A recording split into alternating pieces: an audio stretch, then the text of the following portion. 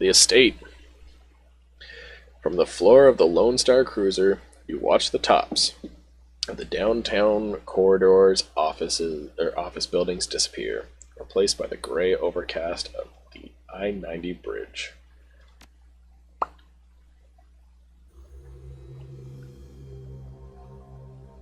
Alright, let's get into it. Where the heck am I? Is it just going to actually put me into focus? Or am I... Nope. Over here. Kind of wish that it would actually center on me. Oh, to hell with him. I'm just going to go talk to Mr... What's the fuck? Oh, look at that. Look at that fancy AF elf. The fussy elf with the air of a Victorian butler studies you from your toes to the tips of your pointed ears before he speaks. Mr. Tillis Drian is expecting you. You will find him in his office. I kind of want to call him Jeeves. Yes. He's not amused. Alright. You may wait here for a few moments to gather yourself before you enter Mr. Tillis Drian's office. Some people find that they need time to prepare themselves before meeting an elf of his stature. However, the upstairs is off limits to you, and the library is occupied at the moment. Do not tarry, though. Mr. Tillis Drian is not one to be kept waiting long. Alright. Let's talk to Numbnuts over here first. See what he's got to say. Want some advice, moron? Of course you don't. You're a Shadowrunner, and you live by your own rules, don't ya? I suggest you keep your smart-ass remarks to yourself this time, elf. Mr. Tillis Drian isn't some street meat you can impress or intimidate. He's the brains behind the throne of whatever. And one of the richest men in Seattle.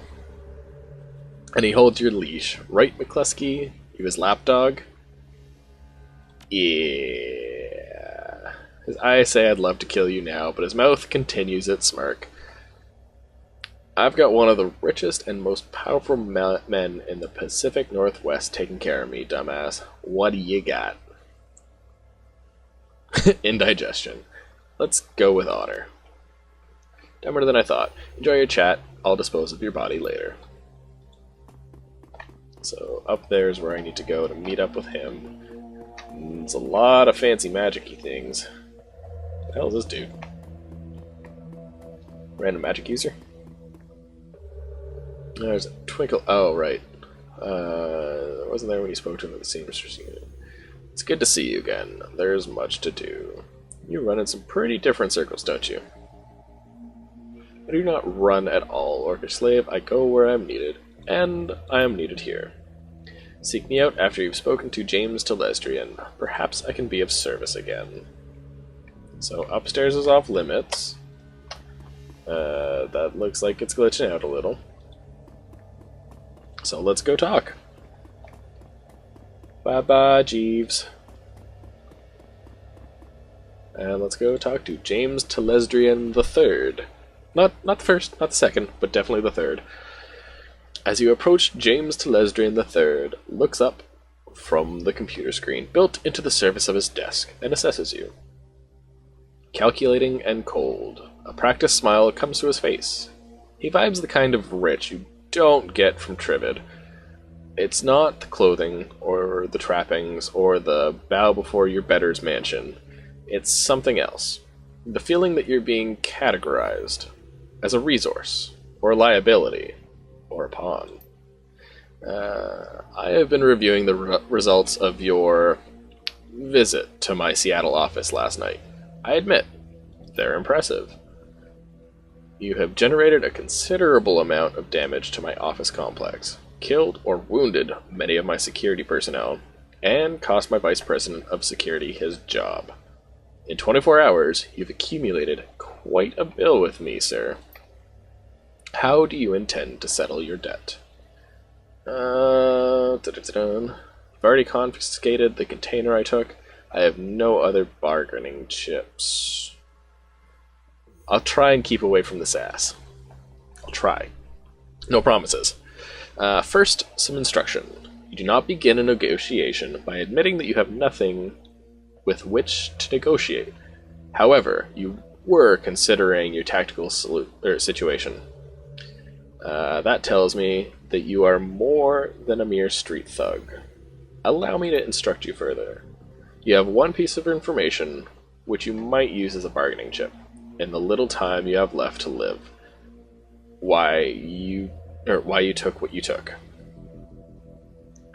I'm interested to know why you and your team of criminals fought your way through my security teams up to my private office to access the Matrix and uncover the location of a simple research project. Most protected item I value the most, that's why I took it. And it goes like this. Your half-brother Sam Watts hired me to find his own killer. He had a dead man switch. When I find the killer, I get paid. Yeah, let's go with that. You impress me, sir.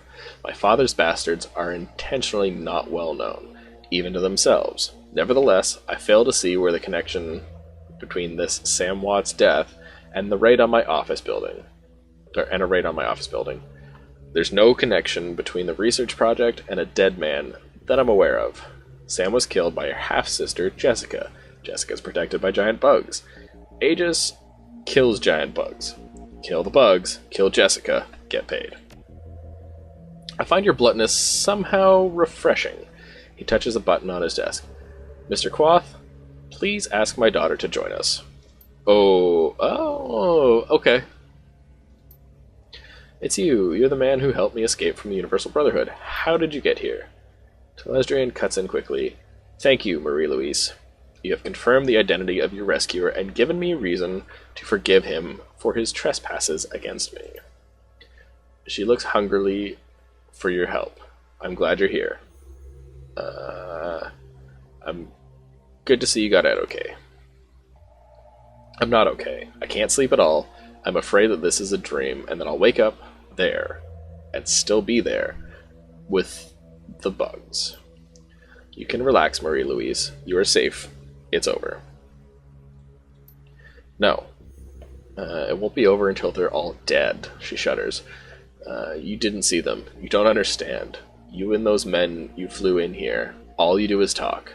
It's just like you to form a committee, Father. I knew that someone had to take action. That's why I got Hakeem involved. The already cold exterior of James Tillis Drian III turns to ice. I see. It was you and your crippled little friend who leaked Aegis to this man. We will speak of it later, in private. Now then, orcish slave, there are people I wish you to meet. The committee my daughter alluded to. This is a rare opportunity for a man of the streets such as yourself. I urge you to behave. We will adjourn to the library. I would be delighted. I don't know if that was sarcasm or not. Just behave. Dun, dun, dun. Ooh, look at these motley crew. There's a weight in the Tillis Drian library, sense of magnitude and of purpose. You are no longer in the presence of mere wealth. You are in the presence of history. Alright. Ladies and gentlemen, this is Orcish Slave. He is the elf who saved my daughter, and the only one who has faced our common enemy in combat. Hairbrained. What does the representative of the great dragon Lofweir have to tell us about the magical insect this Shadowrunner uncovered? Brackhaus speaks slowly with a deep, melodious German accent. I'm not doing a German accent. My accents are terrible. I mean, clearly, as I have not put one on for any of this. He takes his time, accentuating each word, relishing each vowel and each consonant, tasting them as if they were a delicacy. Man, I love the writing in this game. Minus the, 2 little typos that we've apparently run into, or I'm just dumb. The wording is great, especially with the descriptions. My lord Lofweir has witnessed the insect spirit's physical manifestation before, roughly 9,000 years ago. As you are aware, magic ebbs and flows from the earth. cycling from peak to peak over the course of 5,200 years. As the level of magic grows... Hans, dear, I love you, but you could babble on forever, and I believe time is of the essence. The painted elf addresses you. Orcish slave, is it? Delighted. The bug you fought was not merely a magically awakened animal, like a wyvern or hydra or anything else in the sixth world. In fact, it isn't from this world at all. It's the physical embodiment of an insect spirit from another plane of existence. Imagine that moving from one plane to another isn't easy. I almost don't want to... Okay, let's just say that's why I couldn't kill it. Exactly so. Your little buggy friend exists on both planes simultaneously. Now, an insect spirit can't simply thumb a ride through astral space and show up on Earth late for dinner. Dinner, in this case, being us. Two elements are required to bring one across the void, a shaman and a host. First, the spirit calls upon a shaman. Often in dreams, the spirit seduces the shaman with promises of great power. The shaman then accepts the spirit as his totem. Next, the insect spirit requires a suitable host. So Jessica is a shaman? That's literally what I'm gathering right off now. The best candidates are the disaffected and the disenfranchised. In short, the weak-willed. Their minds are the most susceptible to suggestion, which is helpful in making the transformation. As you may imagine, these are the sort of people easily attracted to a cult, such as the Universal Brotherhood. Finally, by performing what has to be a truly disgusting ritual, the shaman serving the insect totem implants the spirit into the host, willingly or not. Then, it's feeding time. Harlequin is correct. Alright. The insect spirit will then slowly consume its host while transforming it into the spirit's own insectoid body, thus manifesting itself fully on this plane. What the hell does this have to do with a great dragon and an elf who likes cosmetics? Yeah, I kind of want to make fun of it. Funny kid, but it's no laughing matter. This is bigger than hunting down an insect shaman or putting a few 9mm rounds into a bug. The initial bugs prepare a nest for the summoning of a queen. Once the nest has a queen, she literally explodes with newly manifested insect spirits. They swarm out of the nest, feasting on all the flesh they can find, and implanting more insect spirits into fresh corpses. Again, and again, and again. The room falls silent, as they all consider the scenario, faces grim. Tillis Drian breaks the silence. This is not an infestation, orcish slave. It is an invasion. Lord Lofwyr knew this day would come, but he did not know precisely when or where. Your rescue of Mr. Tillis Drian's daughter has exposed the existence of an insect spirit for the first time in this cycle of the world. Then why don't you call a cruise missile at the Brotherhood and call it a day? Alright. We are not early. We merely have experience on our side. The insect spirit is only a resident in the transformed host's body. Conventional weapons can hurt the body and expose... Man, like, little tiny typos are going to drive me crazy. But the spirit itself cannot be destroyed by mundane means. Hence, Project Aegis. Herr Tillis Drian's biotechnological and agricultural division worked with my Lord Lofwyr's thermatological engineers and designed Project Aegis to destroy an insect spirit once it is released from its host. The formula, a fluorescing astral bacterial strain, exists in physical and ancestral plane at once, and can thus affect the insect spirit. Now that was a mouthful. No shit, Sherlock. Did you memorize it, or are you reading it off of index card? My director of R&D, Diane Ravenwood, will explain how Project Aegis can be used in the field. Dr. Ravenwood? Our weapons specialists have rapidly prototyped a delivery device for the fluorescing astral bacteria strain. They've created some prototype launchers which fire Aegis-filled shells. When fired, the shells will discharge a high-velocity stream of bacteria. In order to destroy one of the bugs, it must first be damaged using conventional weapons or magic until the spirit is released from the host body. Then, the insect spirit must be shot with the Project Aegis prototype launcher to destroy it. So in order to stop an invasion of insects from another dimension, a dragon and an elf co-created.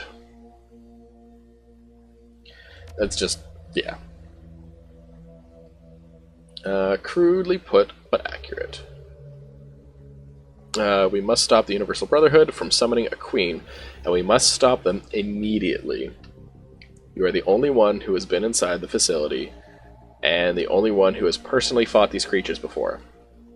That, along with your highly effective assault upon my property, indicates that you are the ideal person to lead the attack. What makes you think this Project Aegis will actually work? Harlequin, he grins, and his red lipstick catches light. That's a dude. Okay. Because it has to. Come on, kid. When fate taps you on the shoulder, you've got to pay attention. Unfortunately, she has the nasty habit of tapping you on the opposite shoulder, so that when you turn around, she's on your other side, giggling like a deranged schoolgirl. I hate that. Enough. Are you willing to undergo this mission, orcish slave? You had me at killing bugs. Show me how to use the Aegis, and I'll get it done. Excellent. Harlequin, he claps his hand as if seeing the circus for the first time. I love the way that the short-lived are willing to die even faster. It's very inspirational. There is one final note, a warning, if you will. You have seen the danger the insects represent, but you have not witnessed the shaman's power. The shaman must tap into a powerful source of magic in order to summon a queen. We do not know we do not know what abilities that power source will grant. Beware of the insects, but do not underestimate the shaman. Oh man, 10,000 yuan. Hey, don't scare the kid, Hansel. We still need him to go on the mission. By the by, I'm coming with you, orcish slave. I wouldn't mind seeing these creatures for myself. I missed them last time. Tillis Drian will bankroll you so you can hire the rest of the team. Find me here when you're ready to go, and we'll bug right out of here. Yes, speak with Harlequin when you are ready to depart. If you wish to acquire additional supplies for your mission, find my assistant, Quath. He is highly resourceful. Where is he? Definitely not here. Oh, he's walking.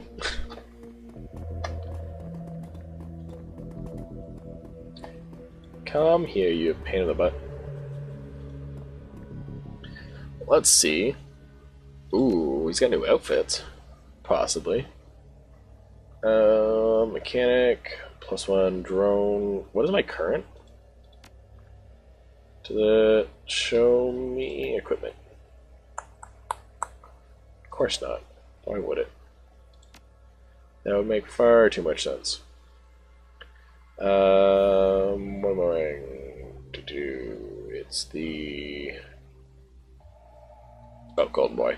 1 intelligence, 1 drone combat with 4 armor? Okay. So that's definitely better.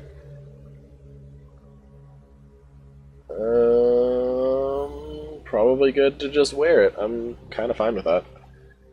So let's get it. Confirm. Let's equip it. How horrible are we going to look? Confirm that. Show me the gear. We're gonna need a lot of... Okay. Let's look at... Do you have... I guess not for that. Let's say no thanks for now. Kind of want to see if... So we can go for decking, which we've kind of put points into. Was it range combat that I should have just... My brain did not want to function on that.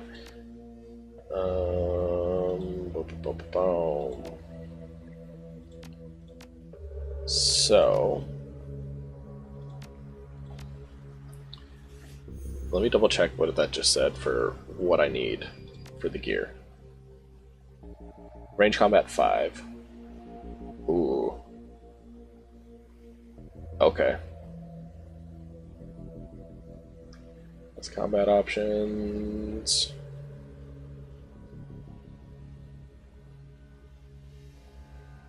Okay. I don't know what the smart link portion of it is, but I'm kind of into it. So we need range combat 5 to be able to get that. So let's take a look at our goodies. Oh.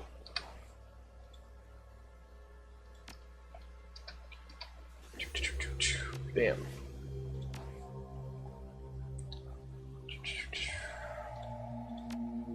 We actually have enough. Nice, okay. So let's back out of that. Let's grab a pistol, just in case we kind of need one. To be honest, we could also just equip another drone, but So that one's going to do 12 damage, or sorry, 16 damage. This one is apparently more, or like this costs more. I don't know what the fuck the smart link portion is. I guess we'll find out. Sure. So that's equipped. I'm good with that. Confirm. Can I sell some goodies while I'm here? Sell that. Bam. Let's jump out of that and go talk to Marie-Louise while we're here. Is listening? It sounds bad. Yep. Thank you for everything. Could be worse. Could be raining. She smiles. It's Seattle. You look like you have a question.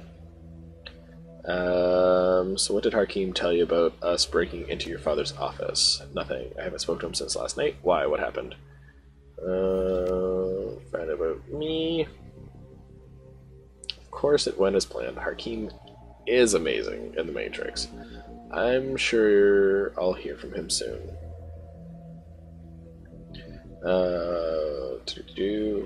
Why were you locked up at the Universal Brotherhood? Father didn't approve of my boyfriend and tried to scare him off. Something went wrong and Hakeem ended up in a wheelchair.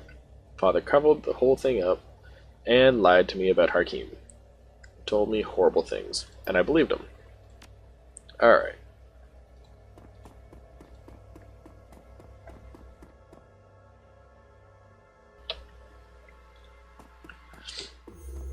Let's talk to a magic boy. Question first. Are you really here? Yes, I'm here, and at the Seamstress Union, and a myriad of other places. You know what? I don't really even need to talk to him. That's kind of fine. Let's talk to Hans. We do not allow opportunities during our briefing for you to ask questions, Shadowrunner. You may ask them now. Yeah. You know what? I don't really want to find out too much from him. That's fine. Got like brain overloaded there. Are you ready to get knee-deep in ectoplasm? I'm ready. Let's stomp some bugs. I thought you'd never ask. Fudge. The worst part is I now need to swap things out. Shoot. Alright, I guess we'll use the weapon they're making us take.